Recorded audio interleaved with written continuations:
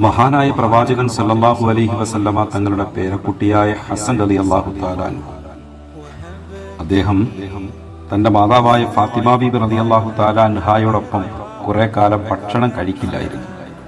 മഹദിയായ ഫാത്തിമ റളിയല്ലാഹു തആല അൻഹ പ്രിയപ്പെട്ട മകൻ ഹസൻ റളിയല്ലാഹു അൻഹുവിനോട് ചോദിച്ചു, മോനെ, എന്താണ് ഉമ്മയോടൊപ്പം ഇരുന്ന് ഭക്ഷണം കഴിക്കാത്തത്? ഉമ്മയുടെ ചോദ്യത്തിന് മറുപടിയായി മഹാനായ ഹസൻ റളിയല്ലാഹു തആല അൻഹു പറഞ്ഞത്, ഉമ്മ അങ്ങയോടൊപ്പം ഒരേ ഭക്ഷണവട്ടത്തിലിരുന്നാൽ ഉമ്മ താല്പര്യത്തോടെ നോക്കിയ ഭക്ഷണം ഞാൻ അറിയാതെ അതെടുത്ത് കഴിച്ചാൽ പോലും ഉമ്മായെ വിഷമിപ്പിക്കുന്നവനായി പോയാലോ,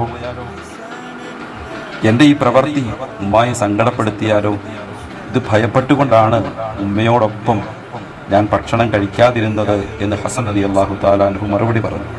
ഫാത്തിമ റളിയല്ലാഹു തആല അൻഹ മകന്റെ മറുപടി കേട്ടിട്ട് പറഞ്ഞു, മോനെ, എൻ്റെ കൂടെ തന്നെ ഭക്ഷണം കഴിച്ചോളൂ, അത് ഞാൻ മോന് പൊരുത്തപ്പെട്ടു തന്നിരിക്കുന്നു.